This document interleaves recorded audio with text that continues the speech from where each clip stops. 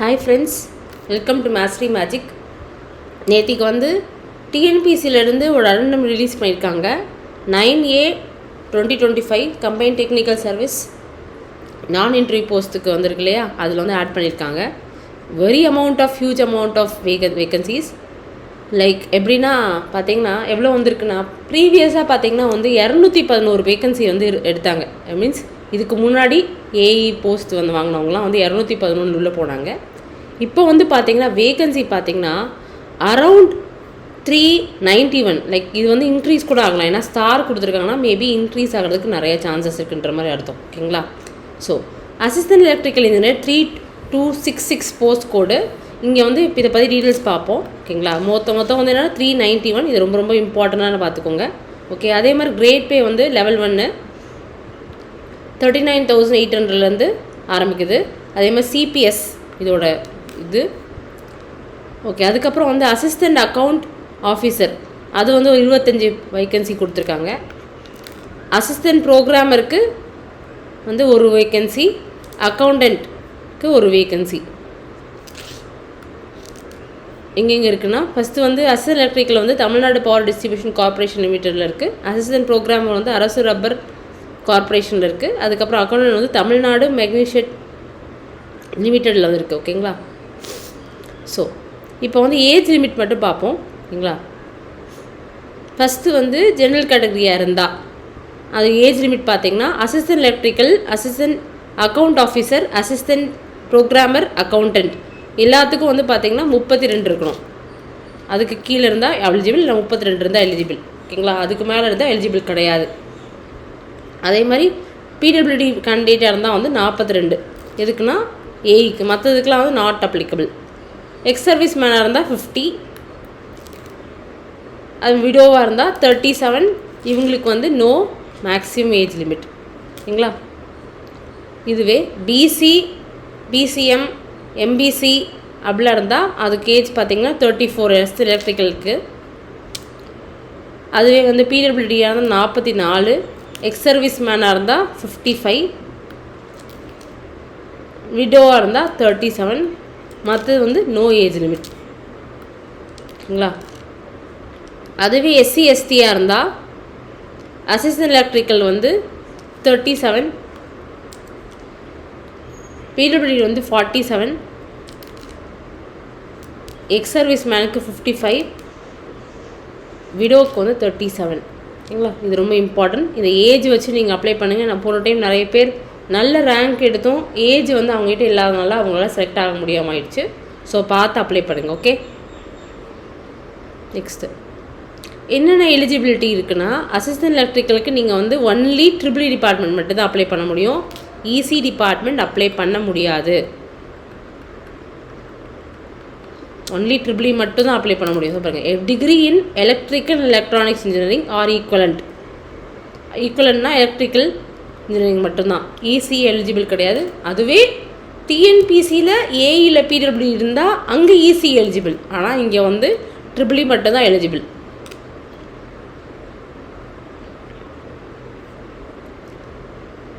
Assistant account officer அவங்க வந்து 10th 12th முடிச்சுட்டு ஒரு சார்ட்டர்ட் அக்கௌண்ட் மாதிரி ஒரு கோர்ஸ்லாம் பண்ணியிருந்தா, பாஸ் பண்ணியிருந்தா அவங்க எலிஜிபிள். ஓகேங்களா? அப்புறம் அசிஸ்டன்ட் ப்ரோக்ராமர் வந்து எம்சிஏ படிச்சிருந்தா, இல்லைனா வந்து இன்ஃபர்மேஷன் டெக்னாலஜியில் மாஸ்டர்ஸ் படிச்சிருந்தா அது அவங்களும் எலிஜிபிள். ஓகேங்களா?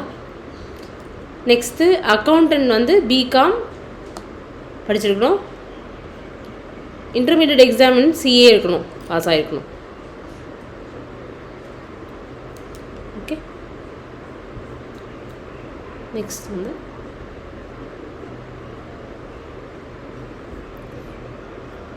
பேப்பர் எப்படி இருக்க போகுதுன்னா, ஃபஸ்ட்டு ஜிஎஸ்ஸு, அதுக்கப்புறம் டெக்னிக்கலில் வந்து எலக்ட்ரிக்கல் அப்படிலாம் இருக்கும். அதுக்கப்புறம் அதே மாதிரி கம்ப்யூட்டர்னால் கம்ப்யூட்டர் ரிலேட்டட், ஃபைனான்ஸ்னால் ஃபைனான்ஸ் ரிலேட்டடாக இருக்கும். அது சிலபஸ் பார்த்துக்கோங்க. என்னென்ன சிலபஸ் பண்ணியிருக்காங்க, 433 அண்ட் 556 அப்படிலாம் சொல்லியிருக்காங்க. அதெல்லாம் போய் நோட் பண்ணிக்கோங்க.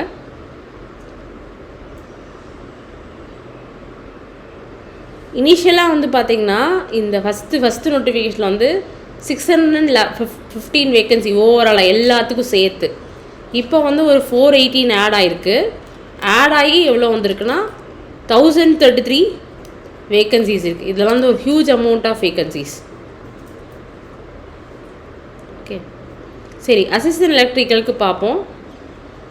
அசிஸ்டன்ட் எலக்ட்ரிக்கலில் பார்த்தீங்கன்னா ஜெனரல் கேட்டகரியில் மட்டும் ஃபஸ்ட்டு பார்ப்போம். ஜெனரல் கேட்டகரியில் வந்து பாருங்கள், ஜெனரல் கேட்டகரிலேருந்து 63. அதுவே பிஎஸ்டிஎம் வந்து எலக்ட்ரிக்கலுக்கு இல்லை, அதனால் இது ஆட் ஆகிக்கும். 63ல் 17 ஆட் ஆயிரும். ஸோ 63 + 17 வந்து அரவுண்ட் 80 வேக்கன்சிஸ் ஜெனரலில் மட்டும் இருக்குது. அதுக்கப்புறம் உமனில் பார்த்தீங்கன்னா 34 வேக்கன்சிஸ் இருக்குது. 27 + 7 34 வேக்கன்சிஸ் இருக்குது. ஓகே, ரொம்ப அமௌண்ட் ஆஃப் வேக்கன்சிஸ் இருக்குது. அதே மாதிரி பிசி பார்த்தீங்கன்னா 56 வந்து ஜென்ரல், பிஎஸ்டிஎம்மில் ஜென்ரல் வந்து 14, அரவுண்ட் 70 வேக்கன்சிஸ் இருக்குது.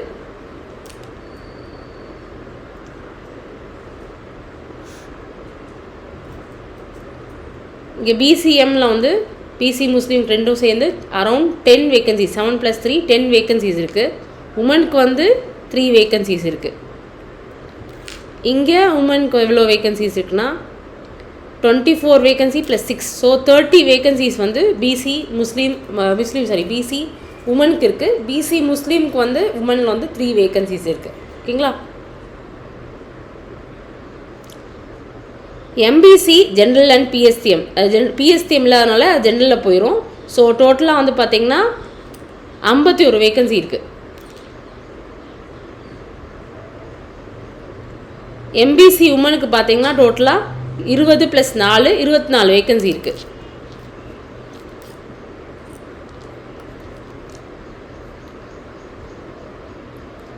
எஸ்சிஏ பார்த்தீங்கன்னா ஜென்ரலில் வந்து 8 வேக்கன்சி இருக்குது, 7 + 1. அதுக்கப்புறம் எஸ்சிஏ உமனுக்கு வந்து 3 வேக்கன்சி இருக்குது, பார்த்துக்கோங்க. தென் எஸ்சி ஜென்ரலுக்கு வந்து பார்த்தீங்கன்னா ஜென்ரலில் வந்து 33, பிஎஸ்டிஎம்மில் வந்து 8, ஆக மொத்தத்தில் 41 வேக்கன்சி இருக்குது. எஸ்சிடபிள்யூக்கும் எஸ்சிடபிள்யூ பிஎஸ்டிஎம்க்கும் 12 + 4 16 வேக்கன்சி இருக்குது. ஸோ இது வந்து ரொம்ப அதிக அமௌண்ட் ஆஃப் வேக்கன்சிஸ் இருக்குது. எஸ்டி ஜென்ரலில் வந்து 1 வேக்கன்சி, எஸ்டி ஜென்ரல் பிஎஸ்டிஎம்மில் 1 வேக்கன்சி, டோட்டலாக 2 வேக்கன்சிஸ் இருக்குது எஸ்டிக்கு. எஸ்டி உமனுக்கு வந்து 1 வேக்கன்சி இருக்குது.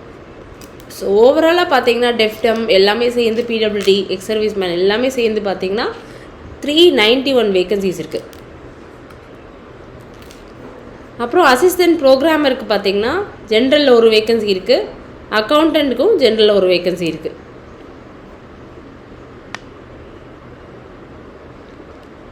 அசிஸ்டன்ட் அக்கௌண்ட்ஸ் ஆஃபீஸருக்கு பார்த்தீங்கன்னா ஜென்ரல்லையும் மற்றும் ஜென்ரல் பிஜிஇ ஜென்ரல் பிஎஸ்டிஎம்மில் வந்து 4 வேக்கன்சி இருக்குது மொத்தம் டோட்டலாக. ஜென்ரல் டபிள்யூக்கும் ஜென்ரல் பிஎஸ்டிஎம்க்கும் 2 வேக்கன்சி இருக்குது. அது மாதிரி பிசிக்கு வந்து பார்த்திங்கன்னா 5 வேக்கன்சி இருக்குது. பிசி உமனுக்கு வந்து 2 வேக்கன்சி இருக்குது. எஸ்சி ஜென்ரலுக்கு பார்த்திங்கன்னா 2 வேக்கன்சி இருக்குது. எஸ்சி உமனுக்கு வந்து 1 வேக்கன்சி இருக்குது. எஸ்டி ஜென்ரல் பிஎஸ்டிஎம்க்கு 1 வேக்கன்சி இருக்குது. ஸோ டோட்டலாக வந்து ஓவராலாக பார்த்தீங்கன்னா 25 வேக்கன்சிஸ் இருக்குது. ஓகே, ஸோ வேக்கன்சிஸ் பார்த்து அதுக்கேற்ற மாதிரி ப்ரிப்ரேஷன் பண்ணுங்கள். ஓகே, இப்போ சரி, ஓகே, ஒரு ஸ்ட்ராட்டஜி சொல்கிறேன் எப்படி எவ்வளோ மார்க் எடுத்தால் ஏஇ எலக்ட்ரிக்கல் ப்ரிப்ரேஷனுக்காக ஒரு ஸ்ட்ராட்டஜி இல்லை.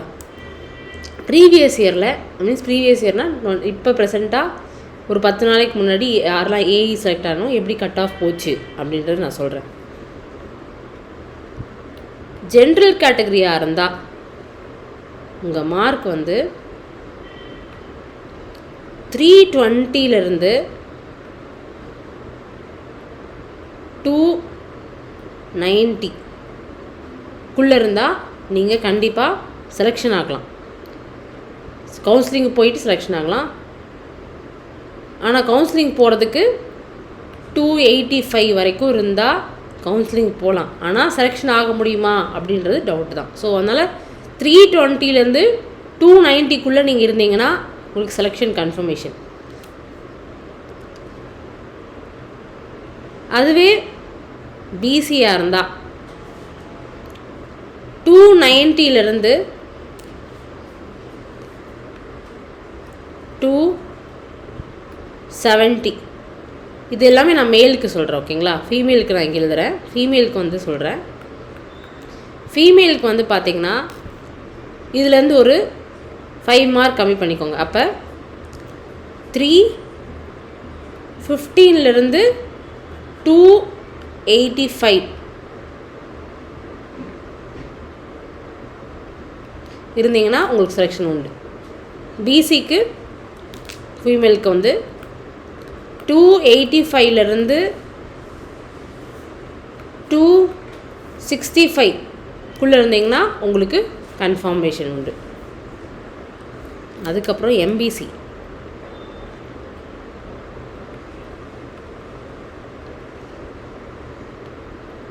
280 அரவுண்ட் 265 இருந்தீங்கன்னா உங்களுக்கு கன்ஃபர்மேஷன். மேலாக இருந்தீங்கன்னா, ஃபீமேலாக இருந்தால் 280 ஏன்னா இந்த டைம் ஃபீமேலும் வந்து நிறைய கேண்டிடேட்ஸ் ஃபீமேல் தான் கேண்டிடேட்ஸ் இருந்தாங்க. 280 260 இருந்தால் உங்களுக்கு கன்ஃபர்மேஷன்.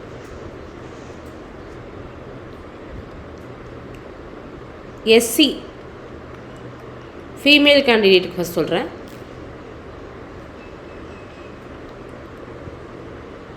240 225 இருந்தீங்கன்னா உங்களுக்கு கன்ஃபர்மேஷன். ஓகேங்களா? ஏன் அப்படி சொல்கிறேன்னா, ஃபார் எக்ஸாம்பிள் 231 ஒருத்தங்க 39th ரேங்க் இருக்காங்கன்னு வச்சுக்கோங்க. 229.50 வந்து 45th ரேங்காக ஆயிடுவாங்க. ஏன் ஹியூஜ் 1.5 டிஃப்ரென்ஸ் தானே. ஆனால் வந்து இவ்வளோ டிஃப்ரென்ஸ் இருக்குன்னா ஏஜ் ஃபேக்டர் இருக்குது. அவங்களுக்கு வந்து அது மாதிரி முன்னாடி எக்ஸ் சர்வீஸ் மேன் இருப்பாங்க, அப்ரெண்டிஸ் சில பேர் முடிச்சிருப்பாங்க. இதெல்லாம் டிபெண்ட் ஆகி தான் அந்த ரேங்க்ஸ் வரும். ஸோ அதனால தான் நீங்கள் எப்போவுமே பார்டரில் நிற்கக்கூடாது. எய்தர் ஃபஸ்ட்லேயோ இல்லை மிடில்லையோ இருந்தீங்கன்னா உங்களுக்கு செலெக்ஷன் வந்து ரொம்ப ஈஸியாக இருக்கும். ஓகேங்களா? எஸ்சி ஜென்ரலாக இருந்தால்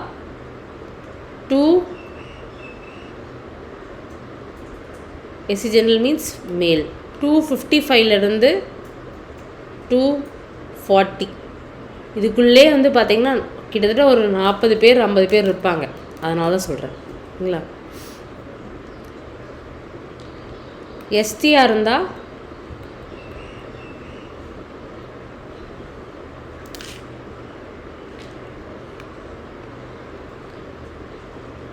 230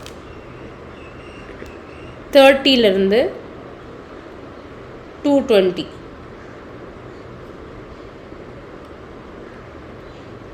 இருக்கலாம். ஃபீமேல் மேல் 2 பேர்த்துக்குமே. எஸ்சிஏவாக இருந்தால் 235 215 இல்லை 220 இருக்கலாம். ஓகேங்களா? இன்க்ளூடிங் மேல் ஆஸ் ப்ளஸ் ஃபீமேல். ஸோ இதுக்குள்ளே வந்து நீங்கள் உங்களோட மார்க் வச்சுருந்தீங்கன்னா உங்களுக்கு கன்ஃபார்ம் செலெக்ஷன். ஓகேங்களா? ஏன்னா நிறைய அமௌண்ட் ஆஃப் வேகன்சி இருக்கும்போது உங்களுக்கு அதேமாதிரி 1.5 1.5 மார்க் வந்து வேரியேஷன் வந்து பார்த்திங்கன்னா ஒரு 10 பேர் 15 பேர் அந்த 1.5 வேரியேஷனில் இருப்பாங்க. ஓகே? ஸோ இப்போ சிலபஸ் பற்றி டிஸ்கஸ் பண்ணுவோம். ஓகேங்களா? எது ஃபஸ்ட்டு மேக்ஸிமம் படிக்கணும் ஃபஸ்ட்டு எடுத்தோன்னே கான்சன்ட்ரேட் பண்ணணும்னா மெஷின்ஸ் பார்த்திங்கன்னா 25 கொஷின்ஸ் இருக்குது. ஓகேங்களா? ஸோ 25 கொஷின்ஸ் அதில் எப்படியாவது நீங்கள் 23 ஸ்கோர் பண்ணிடணும். டிசி மெஷின்ஸ்லாம் வந்து ரொம்ப ரொம்ப இம்பார்ட்டண்ட். அதுக்கப்புறம் கண்டிப்பாக இண்டக்ஷன் மெஷின்ஸ்லேருந்து டார்க் கால்குலேட் பண்ணுறது, பவர் கால்குலேட் பண்ணுறது, what is the difference between 3 phase induction single phase induction machine அதெல்லாம் வந்து சொல்கிறது, அதெல்லாம் படிச்சுக்கோங்க. ஓகேவா? அப்புறம் ஸ்பெஷல் மோட்டார்ஸ் இருக்குல்ல, hysteresis motors, reluctance motors, universal motor, இதெல்லாம் வந்து கண்டிப்பாக கொஷின் வரும். Stepper motors, permanent magnet brushless DC motors, இதுலேருந்து நிறையா கொஷின்ஸ் வரதுக்கு சான்சஸ் இருக்குது. அப்புறம் லோட் ஃபேக்டர்னா என்ன, டைவர்சிட்டி ஃபேக்டர்னா என்ன, இதெல்லாம் வந்து ரொம்ப ரொம்ப இம்பார்ட்டன்ட். ஓகே, ஸோ ஃபஸ்ட்டு நீங்கள் கான்சன்ட்ரேட் பண்ணுறது மெஷின்ஸில் வந்து 25 கொஷினில் நீங்கள் 23 கொஷின் கண்டிப்பாக கரெக்ட் பண்ணியே ஆகணும். ஓகே, அதுக்கப்புறம் பவர் சிஸ்டம், அதுலேயும் வந்து நிறைய மேக்ஸிமம் அமௌண்ட் ஆஃப் கொஷின்ஸ் வருது. 30 கொஷின்ஸ். 30 கொஷின்ஸில் நீங்கள் 27 கொஷின் கண்டிப்பாக போட்டே ஆகணும். 27 கொஷின்ஸ். இதில் ரொம்ப ரொம்ப இம்பார்ட்டன்ட் பார்த்தீங்களா, Z bus, Y bus transformation, symmetrical fault, எப்போவுமே ஃபால்ட்லேருந்து ஒரு கொஷின் வரும். Symmetrical fault, unsymmetrical fault. அதே மாதிரி ரிலேலேருந்து ஒரு கொஷின் வரும். Over current relay, distance relay, differential relay, அதுலேருந்து ஒரு கொஷின்ஸ் வரும் கண்டிப்பாக. ஸோ இதுலேருந்து திருப்பி கொஷின்ஸ் வருதுன்னு சொல்லிட்டு கொஷின் பேப்பர் சால்வ் பண்ண உங்களுக்கு ஐடியா வரும். ஓகே, ஸோ ஃபஸ்ட்டு மெஷின்ஸு, அதுக்கப்புறம் பவர் சிஸ்டம், அதுக்கப்புறம் இஎம்டி, அதில் ஒரு 18 கொஷின் நீங்கள் போட்டுடலாம். சரிங்களா? அதுக்கப்புறம் மெஷர்மெண்ட் அண்ட் இன்ஸ்ட்ருமெண்டேஷன், அதில் தாராளமாக நீங்கள் 20 கொஷினே போடலாம். ஸோ ஈஸியாக உங்களுக்கு வரும். ஓகே, சரி. அடுத்து வந்து எலக்ட்ரிக்கல் நெட்வொர்க், இதில் நீங்கள் 20+ கொஷின்ஸ் வந்து நீங்கள் சால்வ் பண்ணணும். இதெல்லாம் வந்து வின்னிங் ஸ்ட்ராட்டஜிஸ். ஓகேவா? இன்னொன்று, இந்த ரினியூவபிள் எனர்ஜி இருக்குல்ல பார்த்தீங்களா, ரினியூவபிள் எனர்ஜி மோஸ்ட்லி எல்லோரும் ஸ்கிப் பண்ணிவிடுவாங்க. ஓகேவா? இந்த ரினியூவபிள் எனர்ஜி தான் வந்து நீங்கள் கவுன்சிலிங் வரைக்கும் போயிருப்பீங்க, ஆனால் நீங்கள் உள்ளே போக போகிறீங்களா இல்லை வெளியே வர போகிறீங்களா அப்படின்றது வந்து இந்த 25 கொஷின் தான் டிசைட் பண்ணும். ஏன்னா மற்ற எல்லாமே வந்து எல்லோரும் படிச்சிருவாங்க, ஆனால் ரினியூவபிள் எனர்ஜி மட்டும் யாருமே படிச்சிருக்க மாட்டாங்க. ரினியூவபிள் எனர்ஜி வந்து ரொம்ப சிம்பிள். விண்ட்லேருந்து கண்டிப்பாக ஒரு கொஷின் வரும். ஸோ விண்டு வந்து கண்டிப்பாக படிச்சுக்கோங்க. அதுக்கப்புறம் வந்து சோலார்லேருந்து கண்டிப்பாக ஒரு கொஷின் வரும். ஸோ சோலார்லேருந்து ஒரு 3 கொஷின், விண்ட்லேருந்து ஒரு 3 கொஷின். ஸோ டோட்டலாக வந்து 6 கொஷின் அதுலேருந்தே நம்ம வந்துருச்சு. அதுக்கப்புறம் ஃபியூல் செல்ஸ், அதுலேருந்து ஒரு 6 கொஷின் வரும். ஸோ மொத்தம் 18 கொஷின். ஓகேங்களா? அதுக்கப்புறம் சூப்பர் கெப்பாசிட்டர், அதுலேருந்து ஒரு 2 கொஷின் வரும். ஸோ 20. ஸோ 25 கொஷின்ஸில் ஒரு 20 கொஷின் 22 கொஷின் நீங்கள் ப்ரீவியஸ் இயர் கொஷின் பேப்பரையும் கொஞ்சம் ராடி ராயின்னு சொல்லிட்டு ஒரு புக் இருக்குது, அதோட எம்சிக்யூ சால்வ் பண்ணாலே உங்களுக்கு ரினியூவபிள் எனர்ஜி சோர்ஸும் ஸ்டோரேஜ் டிவைஸில் இருக்க கொஷின்ஸை ஈஸியாக நீங்கள் பண்ணிடலாம். ஓகே, ஸோ இது ரொம்ப இம்பார்ட்டன்ட். நெக்ஸ்ட்டு அடுத்தது பவர் எலக்ட்ரானிக்ஸ். பவர் எலக்ட்ரானிக்ஸில் 15 கொஷினில் நீங்கள் தாராளமாக 13 கொஷின் போட்டுடலாம் ஈஸியாக. ஒரு 2-3 கொஷின் தான் வந்து கொஞ்சம் டிஃபிகல்ட்டியாக இருக்கும். அதுக்கு நீங்கள் என்ன பண்ணுறீங்கன்னா, கேட் கொஷின்ஸோட 1 மார்க் இல்லையா, அதை பற்றி நம்ம டிஸ்கஸ் பண்ணுவோம் ஃப்யூச்சர் வீடியோஸில். அதை நீங்கள் படித்தாலே ஈஸியாக நீங்கள் கிராக் பண்ணிடலாம். Next digital processor and communication. இப்போ கம்யூனிகேஷன் பார்த்திங்கன்னா நிறைய பேர் வந்து எலக்ட்ரிக்கலில் படிச்சிருக்க மாட்டீங்க, அதை ஈஸி பீப்பிள் படிச்சிருப்பாங்க. ஓகேவா? இதில் ஒன்றும் இல்லை, நீங்கள் என்ன பண்ணிங்கன்னா ஃபஸ்ட்டு 8086 8085 அதில் இருக்க எல்லா இன்ஸ்ட்ரக்ஷன் செட்டு, அசம்பிளி லாங்குவேஜ், அதை பற்றிலாம் படிச்சிருங்க. அதுலேருந்து கண்டிப்பாக ஒரு 3 கொஷின் வரதுக்கு சான்சஸ் இருக்குது. ஓகேங்களா? அதுக்கப்புறம் இந்த கீபோர்டு, டைமர் இன்டர்ஃபேஸ், இதெல்லாம் சேர்ந்து ஒரு 2 கொஷின் வரலாம். அதில் வந்து பார்த்திங்கன்னா அதோட ஆர்கிடெக்சர் இருக்கு இல்லையா, அதை வந்து நல்லா தரவாக படிச்சுக்கோங்க. ஸோ இதில் வந்து ஒரு 5 கொஷின்ஸ் வரதுக்கு நீங்கள் எதிர்பார்க்கலாம். ஸோ ஃபஸ்ட்டு ஹாஃப் கூட நல்லா படிச்சிட்டிங்கன்னா செகண்ட் ஹாஃப் வந்து எனக்கு அவ்வளோ தெரியாது அப்படின்னாலும் எது ரிப்பீட்டடாக இருக்கோ அதை வந்து படிச்சுக்கணும். ஓகேங்களா? அப்புறம் இந்த பார்த்திங்கன்னா 7 லேயர், இந்த நெட்வொர்க் டோபாலஜி வந்து 7 லேயர் ஓஎஸ்ஐ ப்ரோட்டோகால், ஐஓடி கான்செப்டில் இருக்குல்ல, இதிலேருந்து டெஃபினட்டாக வந்து 2 கொஷின் வரும். அது வந்து ப்ரீவியஸ் இயர் கொஷின் பேப்பரில் எப்படி கேட்டிருக்காங்க அப்படின்றத பார்த்து படிச்சிங்கன்னா அதில் 2 கொஷின். ஸோ ஆல்மோஸ்ட் நீங்கள் ஒரு இதில் 10 கொஷினில் பார்த்தீங்கன்னா 7 கொஷின் ஈஸியாக கிராக் பண்ணிடலாம். ஓகே, பவர் எலக்ட்ரானிக்ஸ் முடிஞ்சிச்சு. Next analog and digital electronics. ஓகேவா? அதில் பார்த்தீங்கன்னா அனலாக் அண்ட் டிஜிட்டல் எலக்ட்ரானிக்ஸில் ஒன்றில் ஃபஸ்ட்டு வந்து டிஜிட்டல் எலக்ட்ரானிக்ஸ் ரொம்ப ஈஸி. அதில் இந்த மல்டிப்ளெக்ஸரு, டிமல்டிப்ளெக்ஸரு அதெல்லாம் நல்லா படிச்சுக்கோங்க. ஓகேங்களா? அதுக்கப்புறம் இந்த பாருங்கள் DDL, DDL, ECL, MoS, CMOS இதெல்லாம் இருக்கு இல்லையா, இந்த டிஜிட்டல் லாஜிக் ஃபேமிலிஸ்லேருந்து கண்டிப்பாக ஒரு 3 கொஷின் வந்தே தீரும். ஸோ அதனால் அதுக்கு நல்லா படிச்சுக்கோங்க. அப்புறம் ஃப்ளிப்-ஃப்ளாப் வந்து D flip flop, T flip flop, RS flip flop, JK flip flop இந்த 4த்துலேருந்தும் அந்த கியூ ப்ளஸ் என்ன மீன்ஸ் ஒரு ஸ்டேட்லேருந்து இன்னொரு ஸ்டேட் வந்து எப்படி போகுது அப்படின்லாம் ஒரு கான்செப்ட் இருக்கு இல்லையா, அந்த கான்செப்ட் கண்டிப்பாக வரும். ஸோ அது படிச்சுக்கோங்க. Okay, next FED, Zener diode, photo diode இதுலேருந்து கண்டிப்பாக ஒரு கொஷின் கண்டிப்பாக வரும். ஸோ இது ஒன்றோ இல்லை 3 கூட வர சான்சஸ் இருக்குது. ரெக்டிஃபயர் கண்டிப்பாக single phase rectifier, 3 phase rectifier, bridge rectifier இதுலேருந்து கண்டிப்பாக கொஷின்ஸ் வரும். ஓகே, ஸோ அது நல்லா படிச்சுக்கோங்க. நெக்ஸ்ட்டு வோல்டேஜ் ரெகுலேட்டர்ஸ், ஐ 555 டைமர்னால் என்ன அப்படின்னா அதெல்லாம் வோல்டேஜ் ரெகுலேட்டர்ஸ் சொல்லுவாங்க, அதெல்லாம் என்ன அப்படின்றது படிச்சிட்டிங்கன்னா இதெல்லாம் வந்து ரொம்ப ரொம்ப இம்பார்ட்டன்ட். ஸோ இதுலேருந்து நம்ம வந்து ஈஸியாக ஒரு 12 கொஷின்ஸ் வந்து இந்த டாபிக்ஸ் படித்தாலே 12 கொஷின்ஸ் வந்து எழுதிடலாம். நெக்ஸ்ட் கண்ட்ரோல் சிஸ்டமில் நீங்கள் டெஃபினட்டாக நல்லா ஈஸியான சப்ஜெக்ட் டெஃபினட்டாக வந்து 15 கொஷின்ஸ் கண்டிப்பாக போட்டுடலாம்.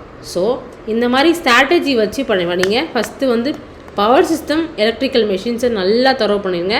எது வந்து மேக்ஸிமம் அமௌண்ட் ஆஃப் கொஷின்ஸ் இருக்கோ அதை தரவு பண்ணிங்கன்னா ஃபஸ்ட்டு வந்து ஹியூஜ் அமௌண்ட் ஆஃப் கொஷின்ஸ் வந்து பண்ண முடியும். ஓகேங்களா? So please do like, subscribe, share பண்ணுங்கள். டிஎன்பிசிக்கு படிக்கிறவங்களுக்கு ஆல் தி பெஸ்ட். தேங்க்யூ.